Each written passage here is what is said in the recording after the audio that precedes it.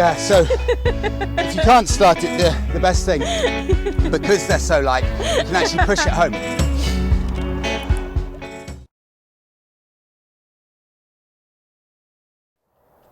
After World War II, Japanese industry was on its knees, and a lot of powers that be within industry, they were lobbying the government to put big tariffs on foreign imports in order to try and improve Japan's industrial standing. However, there was one dissenting voice, and that was Soichiro Honda. He argued that if you take away the competition, Japanese industry will stagnate, and in order to build a good economy or rebuild a good industrial economy, you must have the competition. And he was proved absolutely right, because a few years later, a world beater was born. In 1958, the first Honda Cubs came off the production line.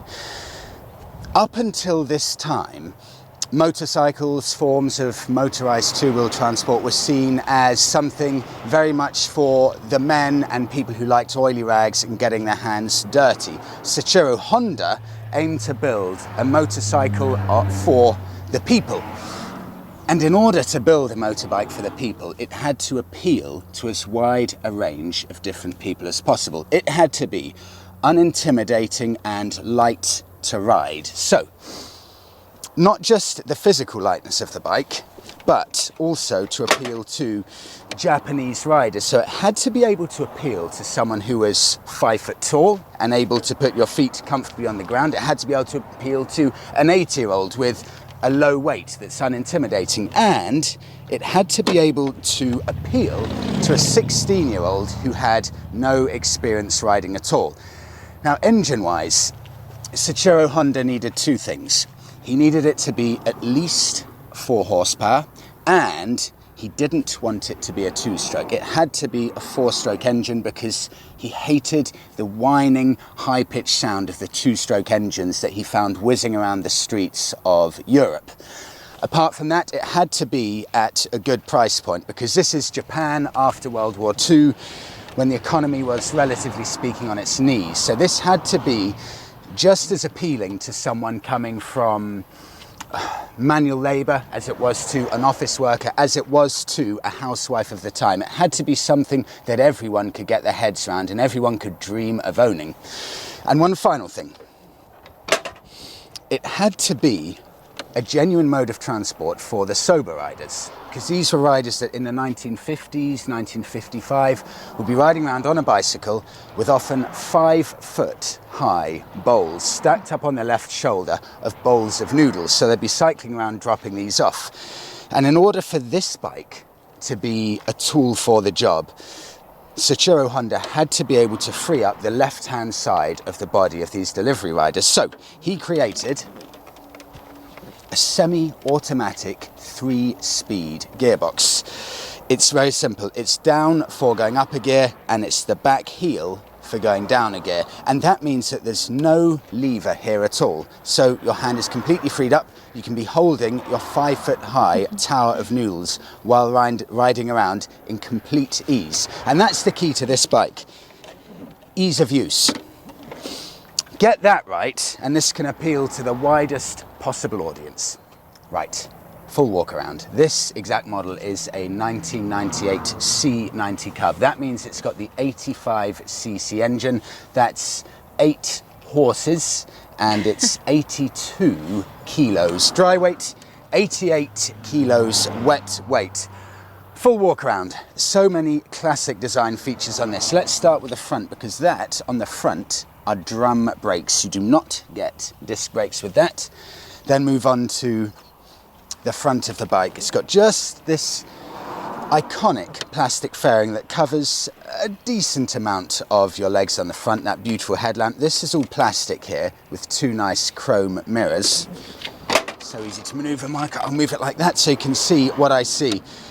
Here is everything that I see. But the first thing I noticed when I picked this up yesterday is these in metal, the switchgear in metal. That's just stunning Honda quality. You don't even get that on modern Triumphs and Harley Davidsons. Lovely switchgear, mileometer in there. And here's something else that you don't get on modern bikes either for some unknown reason, a fuel gauge. A fuel gauge On a 26 or so year old bike, you'll notice there the maximum speed says 50. Believe me, it is not easy getting to 50. Right, I'll jump off. Oh, before I do, Monica, if you just zoom into this here, because this has a few warnings here.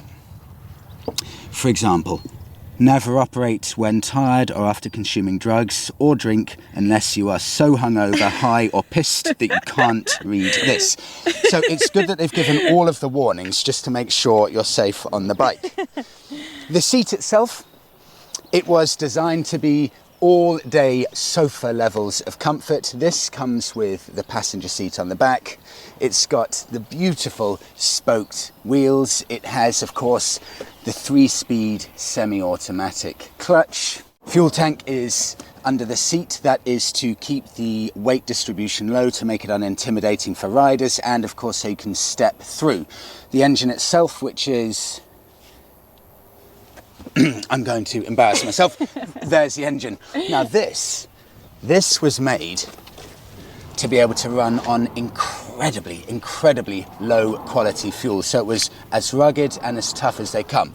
Service intervals, they recommend you change the oil once every 1,000 miles or so. Now that may sound intimidating until you learn that there's no oil filter and it only requires 1 pint of oil per oil change. So it is as simple as you like. Starting. Now, it's meant to be so easy to start and run that anyone can do it without any issue at all. And there is a system for this, and it is not as easy as modern motorcycles. And I'll be completely honest, when I went to pick this bike up from Ian yesterday, he gave me the keys. He said, right, Freddie, go and enjoy yourself. I'll see you tomorrow. And I said, great, thanks, Ian.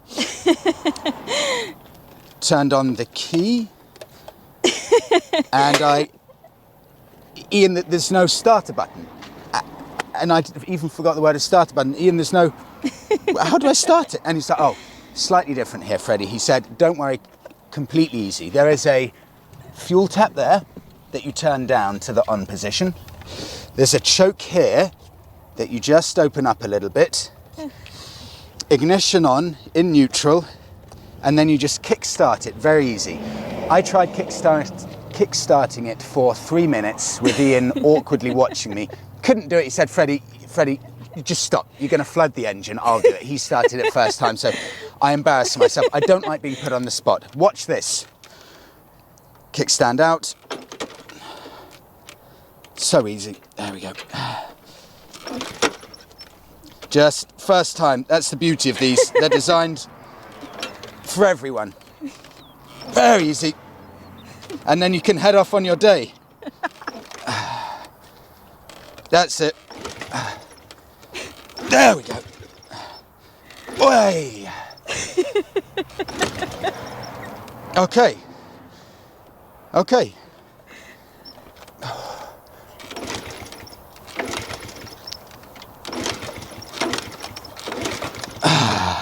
Shall I do it? There, so if you can't start it, the best thing, because they're so light, you can actually push it home.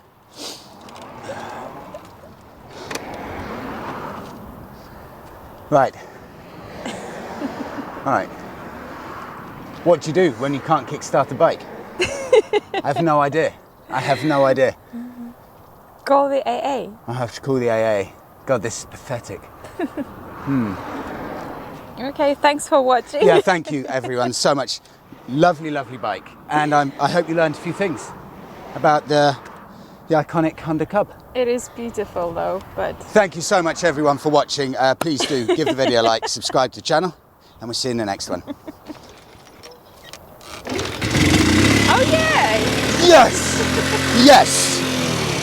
Yes! Oh my God, I was so scared there. That was 5 minutes. I thought I was going to have to call...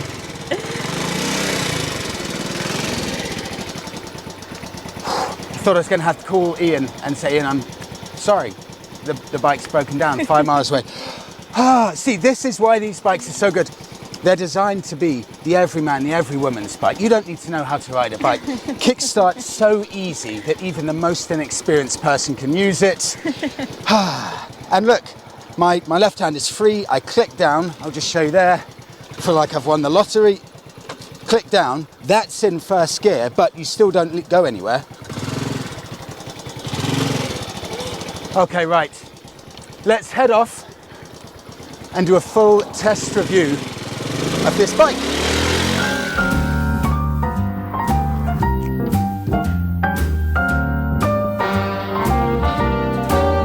A little different than all the rest. I'm quite old-fashioned where I had sometimes played chess.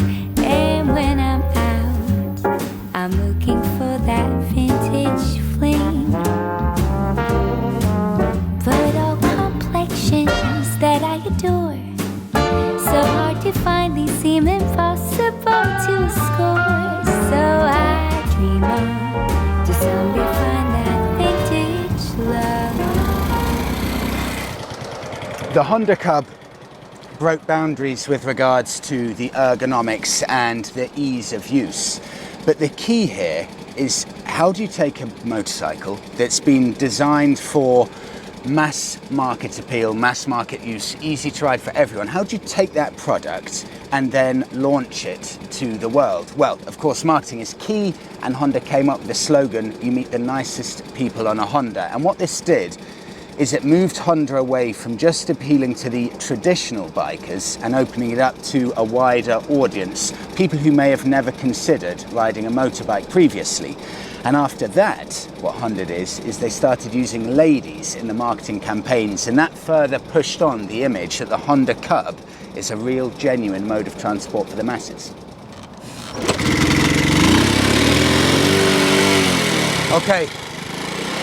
I'm going to take you along now for a ride review. Monica may have cut that. That was about 32 attempts at kick-starting it. It's not, first thing I can say, and it cuts out, it's not a relaxing ride. I don't want to lie to you. Please don't die. Please don't die. Monica, please keep revs, keep revs. Okay, Monica, as soon as I get this going, you jump on, we got to ride. Okay. Okay, let's go.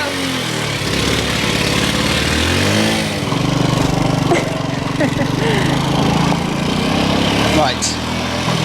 Now bear in mind, this is two people now on the bike, so performance will be more sluggish. We're doing 18 miles an hour, and that feels quite like the maximum. Okay, indicator there, slowing down, praying that it doesn't stall onto the main road.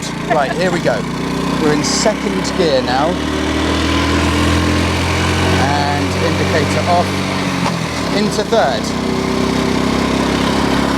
Okay, that's 20 miles an hour, 20, 25. Ooh, we're close to 30 miles an hour. It feels like we're doing about 50, but that is, ooh, that's 28.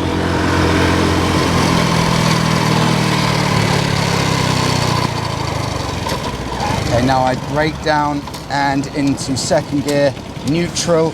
Now back into first.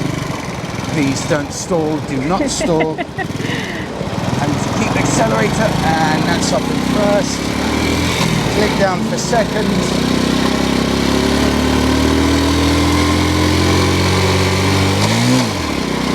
But it did get to 35 miles an hour earlier, which is quite impressive. Well, there is no surge in power anywhere on this bike. Forget it. Doesn't matter if it's one person or two people. Nothing. Maximum speed, one person on a dual carriageway, 52 miles an hour. And maximum speed with two people, 37 miles an hour. Handling, poor. Brakes, not great.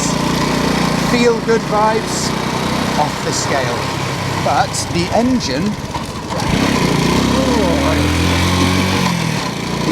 feels as tough as you like, so long as it doesn't stall. But that is a solid engine. It takes a bit of getting used to. It took me a good probably half an hour to actually get used to the fuel tap, clicking down into gear, and of course kick-starting, which I still haven't mastered. Suspension, extremely soft, so whether you're off-roading or going over potted roads, very forgiving.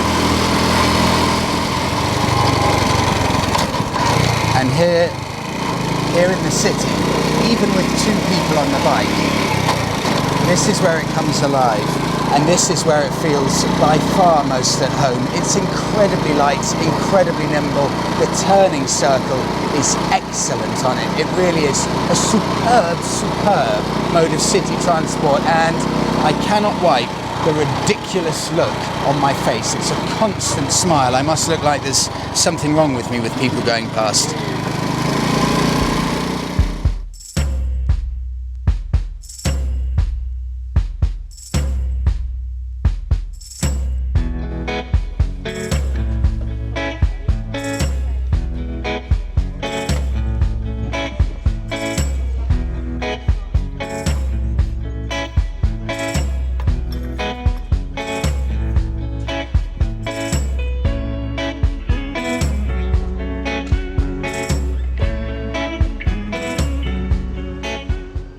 In 2017, the production numbers of the Honda Cubs passed the 100 million mark, meaning it is the most produced vehicle in the history of motor vehicles. And sometimes perfection doesn't need that much perfecting, because if we look at this model compared to the brand new 2020 model, it's extremely similar. 88 kilos on this one compared to 109 kilos on the brand new one. 8 horsepower on this compared to 10 horsepower on the new one, and real world MPG on this around about 100 mpg. Real world MPG on the brand new model, in reality probably around about 100 as well. But there's now a hint of sadness, because the magical mix that makes this the people's bike is starting to imbalance, because you need, for a real everyday mode of transport, the thing that makes this so popular, you need a few key things. You need it to be extremely good value, not just from a new bike perspective, but I'm talking as a used proposition. It's got to be good value. It's got to be readily available. There needs to be a large enough selection of these to keep prices competitive, and it has to be reliable. But the problem is now, the imbalance has begun, because the numbers are dwindling. The reliability, as comes with age, will decrease in relation to the newer bikes, and of course all of this pushes the pricing up. So Ian, the owner of this bike, 5 years ago paid £500 for it.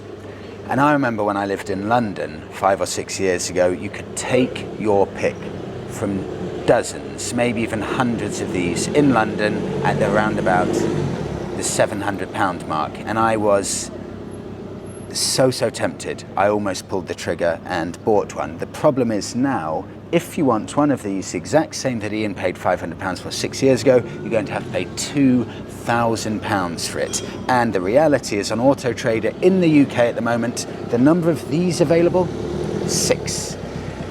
And the most expensive versions of these in really nice condition, and this is the problem now, they've now surpassed the price of a brand new 2022 Honda Cub. So, gone are the days now where you can go out and buy one of these for peanuts and just thrash it about. So that magical mix is now gone. So if you have been considering one of these for a few months, maybe even a few years, don't even wait another 6 months, because chances are the prices will have gone up even more. This is the last time you're going to be able to see these at these kinds of prices, because they're getting more rare, they're getting more appealing as the months go on. And I think people now are starting to realize that the end of the era is here. If you want to grab one of these, don't wait another minute. We'll wrap it up there, we'll have a coffee and then head back. But I wanted to leave it on one final point, because when you're in the town here, just going for nice casual rides below 30 or 40 miles an hour, whether it's the Honda Cub or the Vespa, these mopeds, these small scooters make such incredible brilliantly effective modes of transport. Park them up anywhere, don't worry about them too much. They really are the ultimate mode of city transport, and it's really made me want to, and I mean this, consider possibly looking into buying a new version of these. Maybe this is a little bit more hard work than the newer one with the fuel tap and everything like that, and the kickstart. Maybe I'd look at a new one. But I genuinely would actually now consider possibly buying the new version of this Honda Cub. Watch this space. Right, we'll wrap it up there. Thanks so much everyone for coming along. Please do give the video a like, subscribe to the channel, and we'll see you in the next one.